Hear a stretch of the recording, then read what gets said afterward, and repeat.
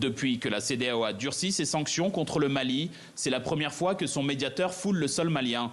Arrivé jeudi à Bamako, Goodluck Jonathan a d'abord rencontré le comité de suivi de la transition malienne et les diplomates accrédités au Mali.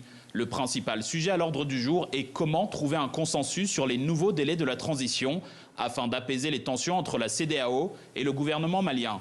C'est le peuple malien qui est en train de souffrir.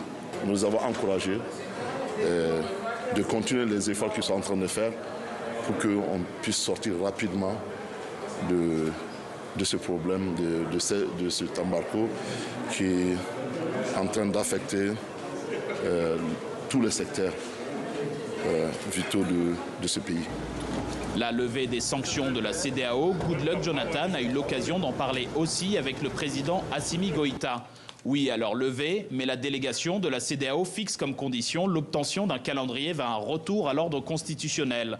L'organisation sous-régionale propose 2 scénarios de 12 ou 16 mois de transition supplémentaires. Tous les pays ont leur cadre démocratique. Les gens savent quand un président arrive et quand il part. Donc tous ceux qui veulent être président, ils savent comment se préparer. Ils vont aux élections. S'ils perdent, ils se retirent. Si vous bloquez ce canal, le Mali va se retrouver dans une crise majeure qui va nous affecter tous.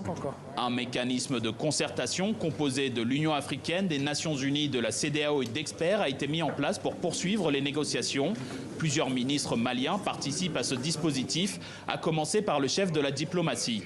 À ce stade, nous ne sommes pas en mesure de faire une déclaration quelconque sur la durée, mais les discussions se poursuivent dans un bon état d'esprit. Les équipes techniques, les documents sur lesquels ils ont travaillé reflètent les besoins de réforme du Mali. Il reste maintenant à trouver un bon équilibre entre les réformes essentielles pour le Mali et le temps qui est adéquat, qui est nécessaire pour pouvoir, et réaliste pour pouvoir arriver à ce document consensuel. Au terme de cette visite, aucun accord n'a été annoncé. Mais les deux parties disent poursuivre les discussions sur le calendrier de la transition. En attendant la prochaine rencontre, chaque camp affiche son optimisme en vue de trouver un accord entre les deux parties.